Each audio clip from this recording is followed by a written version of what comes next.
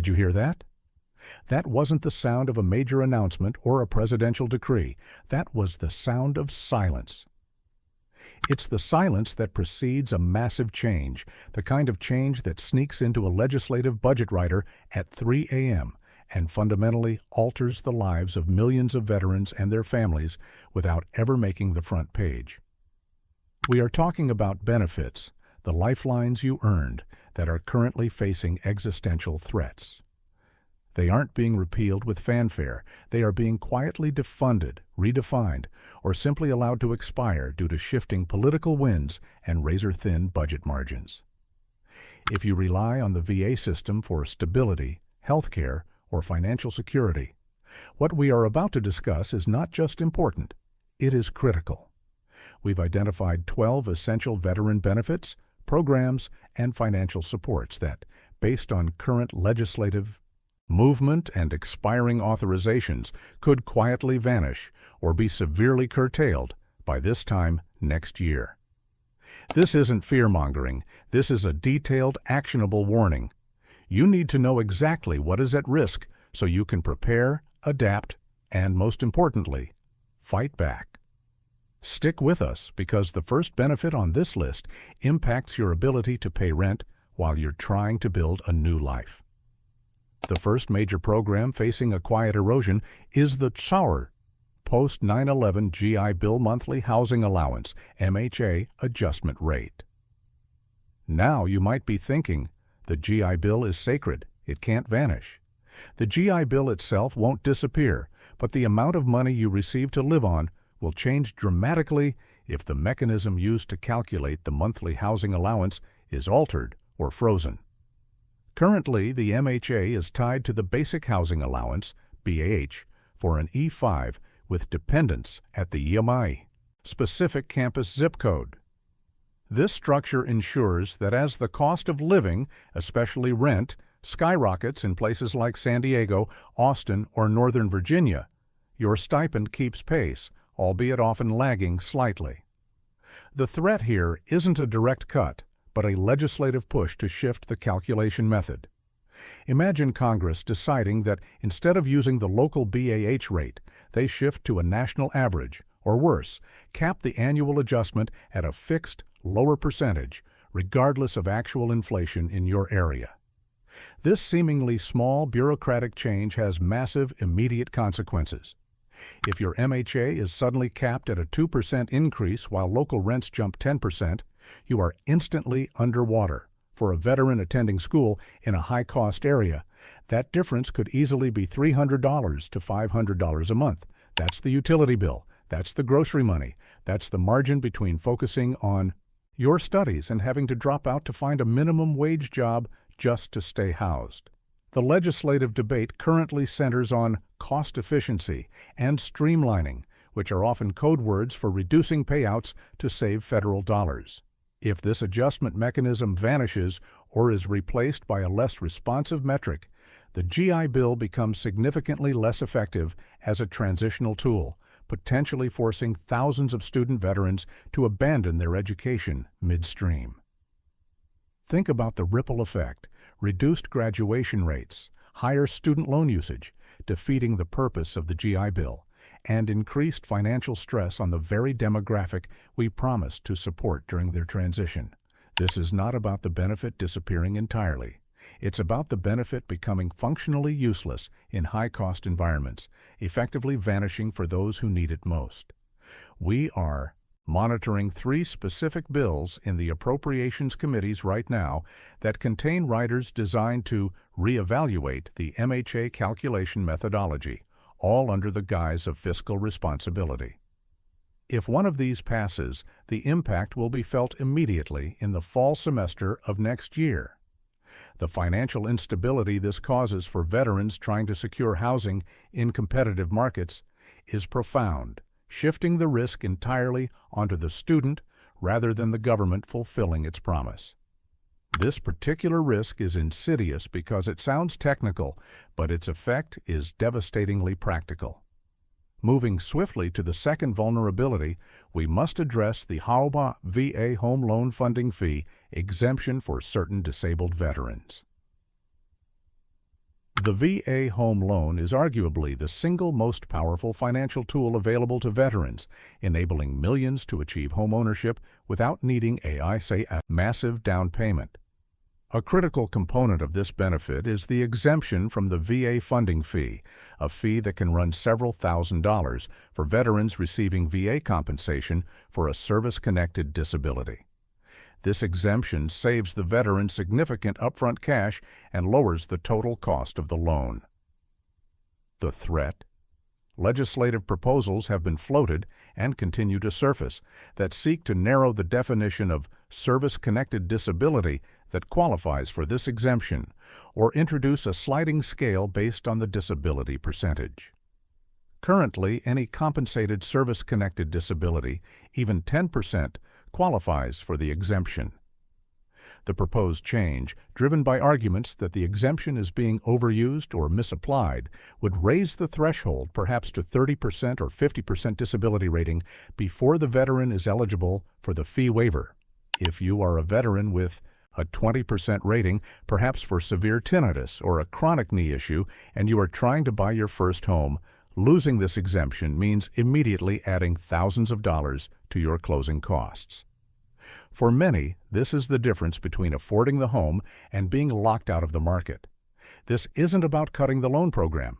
It's about making the entry barrier significantly higher for veterans with lower level, but still impactful, service-connected conditions. The political argument against the current exemption structure claims it costs the government too much in lost revenue that supposedly helps fund other VA programs.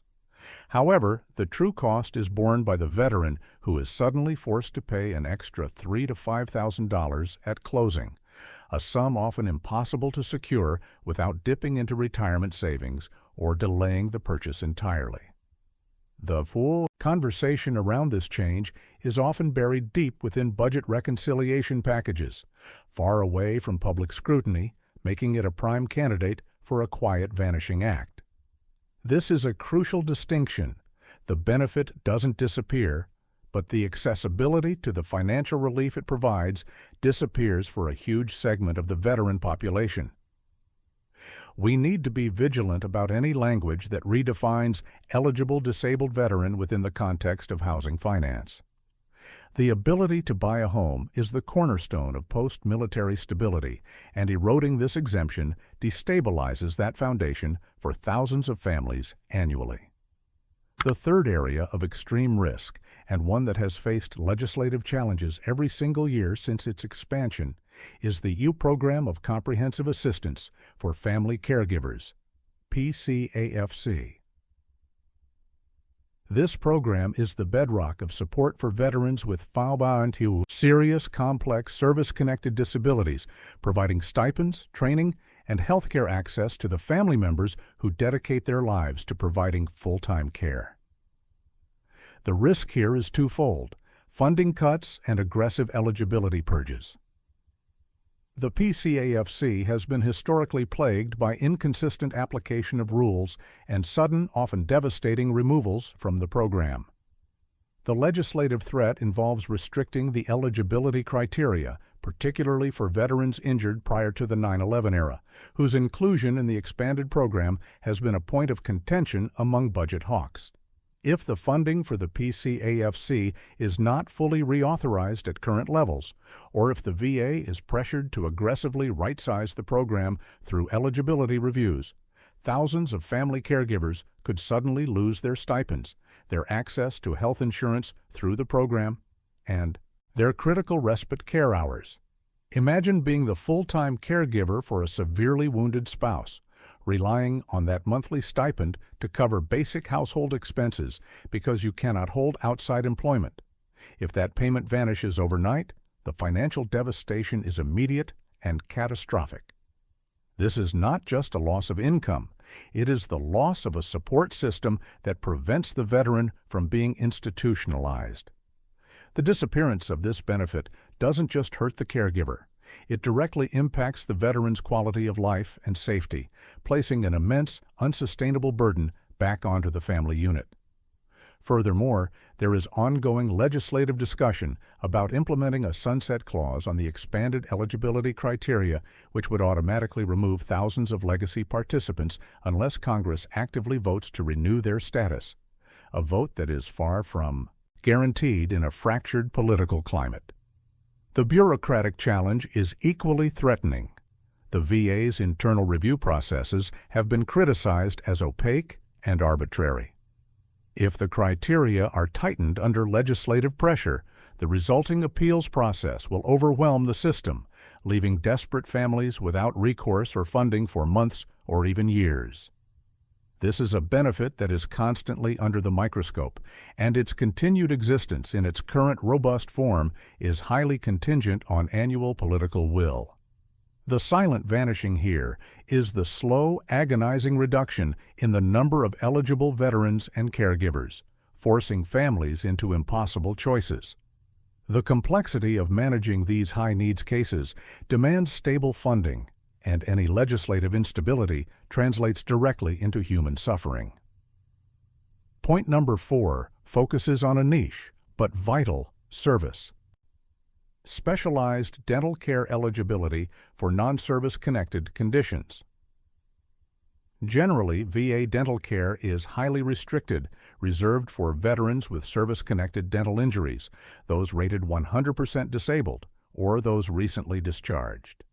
However, there are specific, often temporary programs and legislative carve-outs that provide comprehensive dental care for veterans who might otherwise fall through the cracks, such as those enrolled in certain mental health programs or those whose dental issues are directly exacerbating a service-connected medical condition, even if the dental issue itself is not SC. These carve-outs are often funded through discretionary grants or pilot programs designed to address holistic health needs. The threat is simple. These programs are the first to be cut when budgets tighten. They lack the legislative permanence of the core dental benefit. Imagine a TIC veteran dealing with severe PTSD and social anxiety whose ability to hold a job is hampered by debilitating tooth pain and decay, a condition not directly service-connected. Under a current pilot program, they might qualify for comprehensive restorative dental work, which is critical for their overall well-being and employability. If that pilot program is allowed to quietly expire next year, which is highly likely given the focus on redirecting discretionary funds, that veteran loses access to care that could fundamentally change their life. They are left with the choice between crippling debt from private dentistry or enduring the pain, which inevitably worsens their underlying mental health condition. This vanishing act is particularly cruel because it targets the most vulnerable veterans who require holistic, interconnected care. It's a silent budget victory for those who prioritize immediate cost savings over long-term health outcomes. The specific language we are tracking relates to the Dental Health Access Initiative and similar regional pilots. Their funding is tenuous, and their loss would mean a sudden, dramatic reduction in quality of life for thousands of veterans who desperately need restorative care but don't meet the narrow traditional eligibility requirements. When the budget axe swings, these non-mandated compassionate programs are the lowest hanging fruit, and they vanish without a single press release, leaving veterans to suffer in silence. Our fifth vanishing act concerns the Veteran Readiness and Employment, VR&E, Subsistence Allowance Calculation.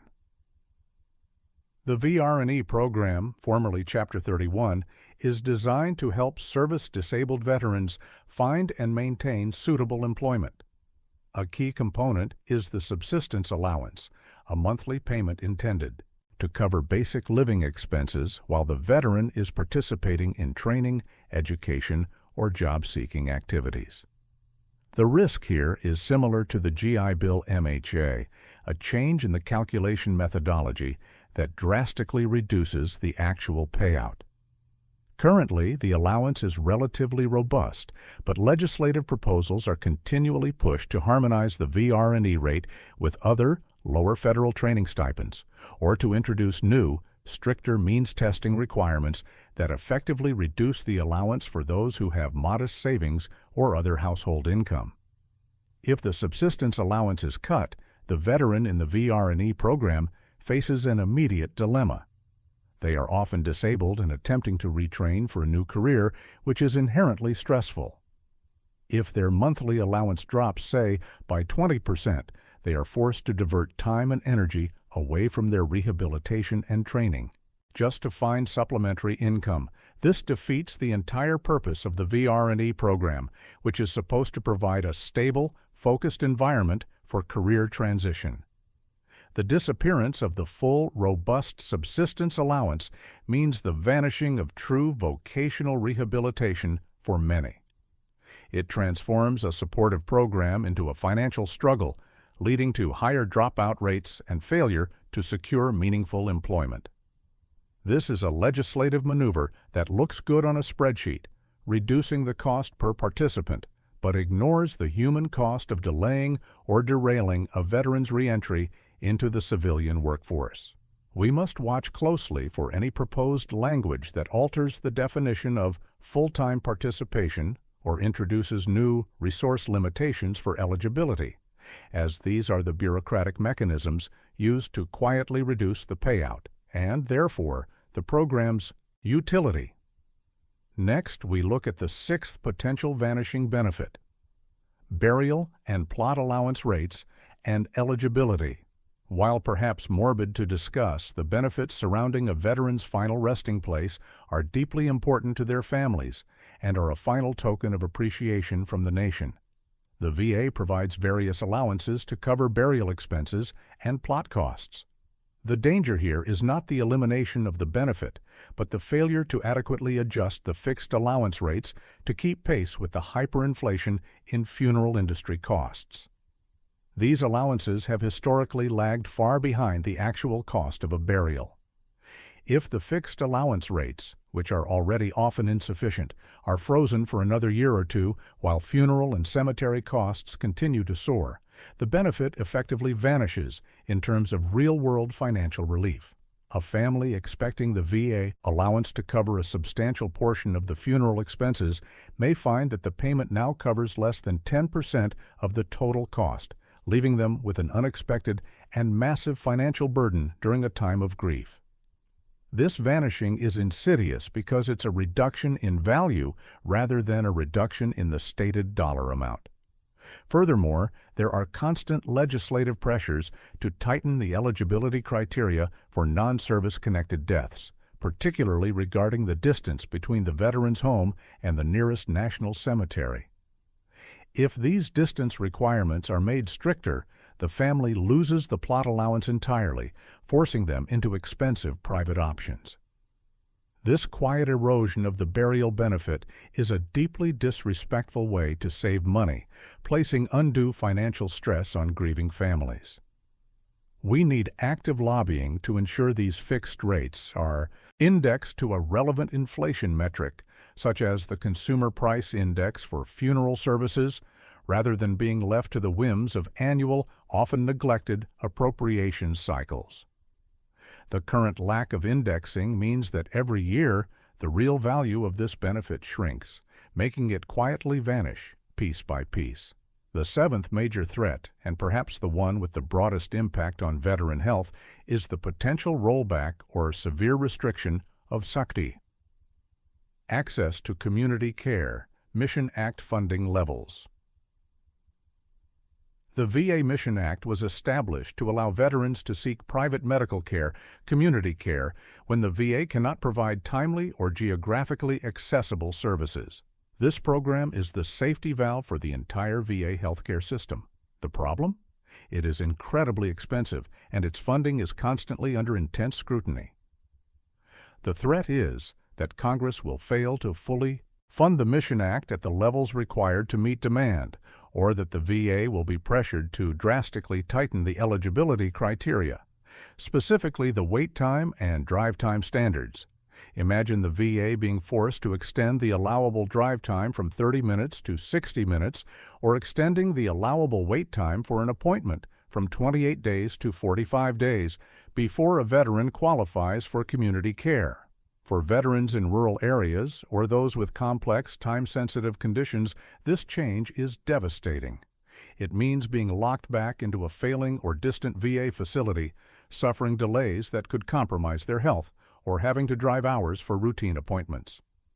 The community care program won't vanish entirely, but access will be so severely restricted that, for a significant portion of the veteran population, especially those in rural communities, the benefit effectively vanishes. This legislative battle is ongoing, with proponents arguing for fiscal constraint and opponents arguing that restricting access is a breach of the commitment to quality care. If the funding levels drop, the VA will have no choice but to raise the access barriers, leading to longer wait times, increased medical complications, and a massive loss of faith in the system. We must monitor the annual appropriations for the VA extremely closely, specifically looking for line items related to purchased care and any proposed regulatory changes to the Mission Act's access standards. A failure to fund this properly means a return to the days of veterans waiting months for critical care, which is a life-threatening form of vanishing benefits. Our eighth point of concern is highly technical but critically important to the financial stability of millions. The VA disability. Rating Cost of Living Adjustment, COLA, calculation methodology. Every year, VA disability compensation receives a COLA, which is tied to the Social Security COLA. This adjustment is vital for ensuring that disability payments maintain their purchasing power against inflation. The threat is the introduction of a new separate calculation methodology for the VA COLA, one that is less generous than the Social Security standard. Legislative proposals often surface suggesting that the VA COLA should be tied to a chained CPI, Consumer Price Index, or a specific index that excludes items like medical costs, arguing that veterans already receive VA health care and therefore shouldn't need inflation protection for those costs. While this sounds like a minor accounting adjustment, the long-term impact is catastrophic. A chained CPI generally grows slower than the current CPIW used by Social Security. Over 5 years, a seemingly small difference of 0.5% in the annual COLA calculation results in thousands of dollars of lost income. Over a veteran's lifetime, this translates into a massive, quiet reduction in their effective compensation. The disability compensation is often the primary or sole source of income for severely disabled veterans.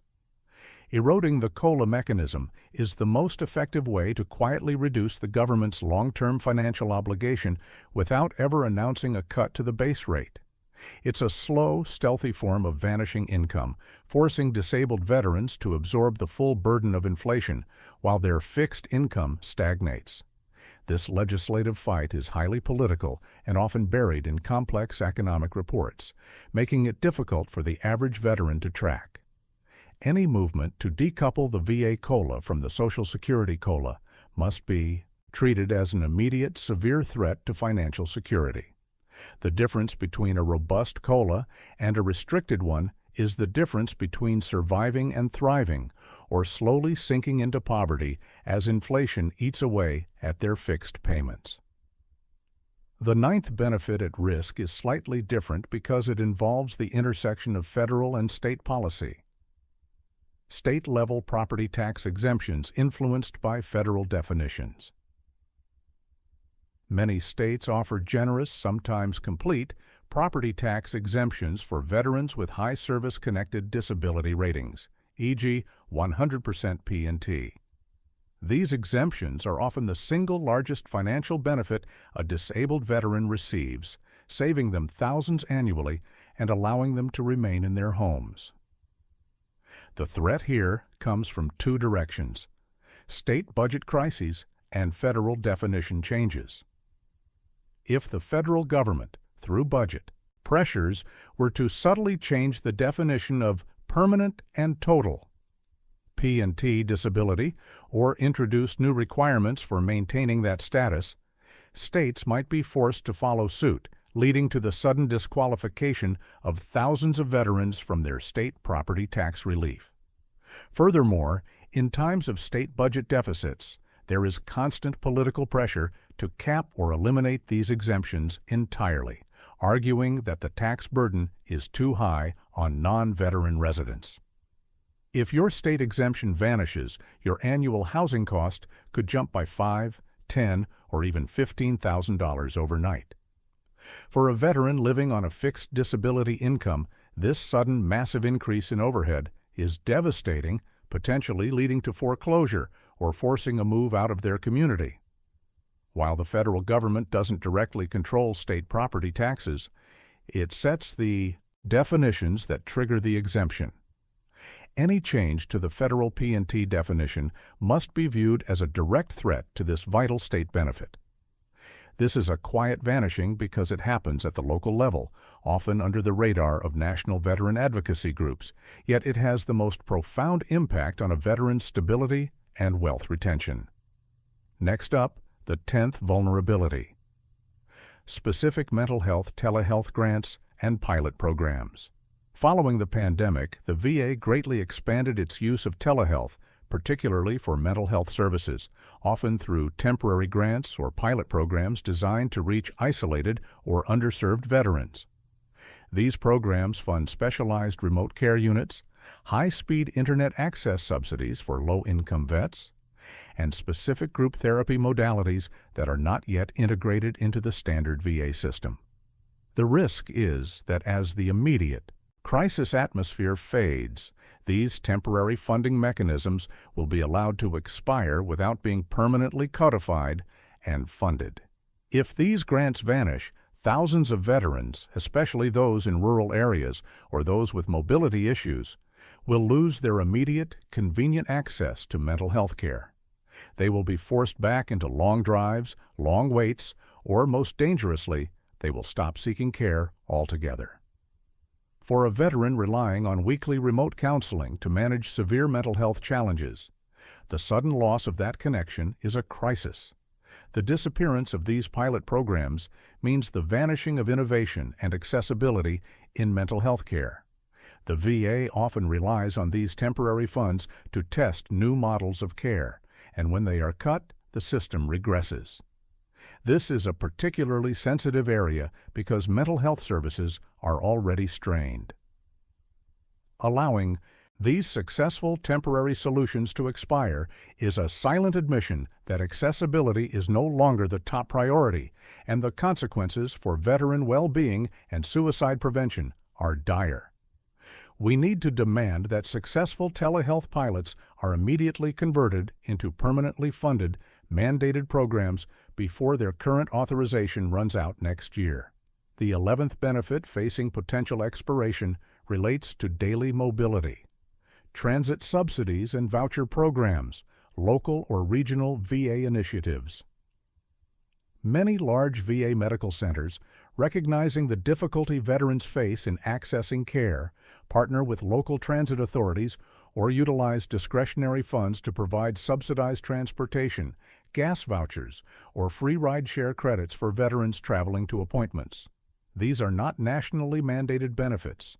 They are local, essential lifelines funded through specific, often year-to-year agreements or discretionary budgets. The threat is twofold: local budget cuts or the VA deciding to reallocate those discretionary funds elsewhere. For an elderly, disabled, or low-income veteran who does not drive, the loss of a free transit pass or gas voucher means the difference between making a critical appointment and missing it entirely.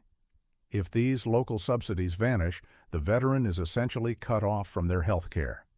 This is a vanishing act that occurs at the local level, often quietly negotiated between a VA facility director and a city council.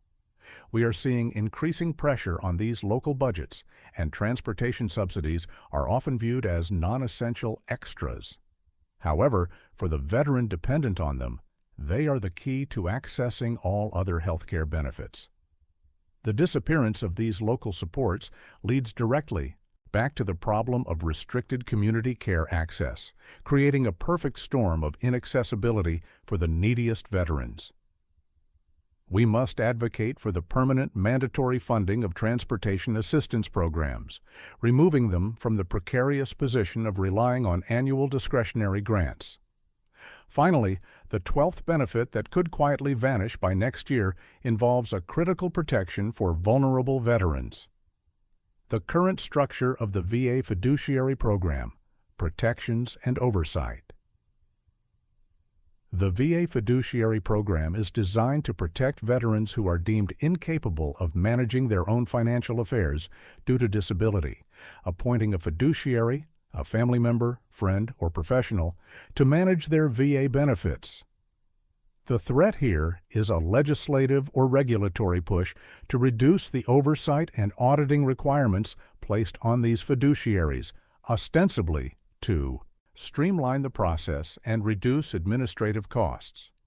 While simplifying the process sounds appealing, reducing oversight dramatically increases the risk of financial exploitation and abuse, especially targeting elderly or highly disabled veterans. If the required frequency of audits, the strictness of accounting standards, or the background check requirements for fiduciaries are relaxed, the protective nature of the program vanishes. Veterans who rely on this system for financial security could become easy targets for unscrupulous actors, including family members who misuse their benefits. The silent vanishing here is the vanishing of accountability and security. We have seen legislative efforts pushing for this deregulation, arguing that the current system is too burdensome for family members acting as fiduciaries. While some streamlining is welcome, any reduction in the core protective measures is a direct attack on the financial safety of the most vulnerable veterans. The cost of protecting a veteran from exploitation is minimal compared to the cost of recovering stolen funds, not to mention the emotional and financial trauma inflicted. We must demand that the current robust oversight structure remains fully intact and funded, resisting any attempts to streamline security out of existence. We have just walked through 12 critical areas where the foundational benefits veterans rely on are facing quiet, existential threats. From the erosion of your housing stipend's real value to the tightening of criteria for home loan exemptions and the slow, insidious defunding of essential mental health and community care access, the message is clear.